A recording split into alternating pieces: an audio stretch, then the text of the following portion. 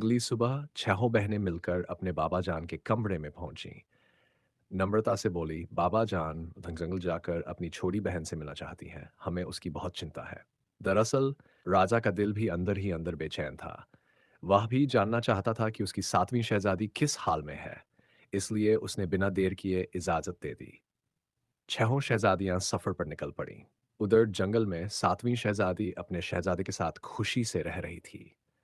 हंसी मजाक, बातें और सुकून जैसे दर्द भरे दिन कभी थे ही नहीं। चलते चलते जब छहों बहनें जंगल के भीतर पहुंची तो अचानक उनकी नजर एक छोटे से सुंदर महल पर पड़ी। वे चौंक गई। जंगल में महल? वे वहीं रुक गई और महल के भीतर चली गईं।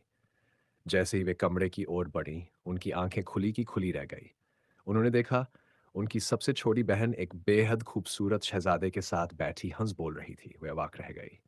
वे तो सोचकर आई थीं कि उनकी बहन भूखी होगी, अकेली होगी, लेकिन यहाँ तो सब कुछ उल्टा था।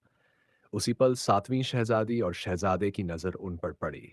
शहजादा तुरंत पंखे की ओर बढ़ा और एक ही पल में पंखे के भीतर गायब हो गया। ये देखकर छहों शहजादियां और भी हैरान रह गईं।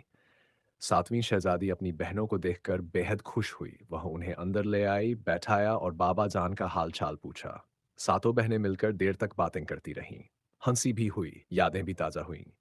सातवीं शहजादी ने कहा, आप लोग कुछ दिन यहीं रुक जाए।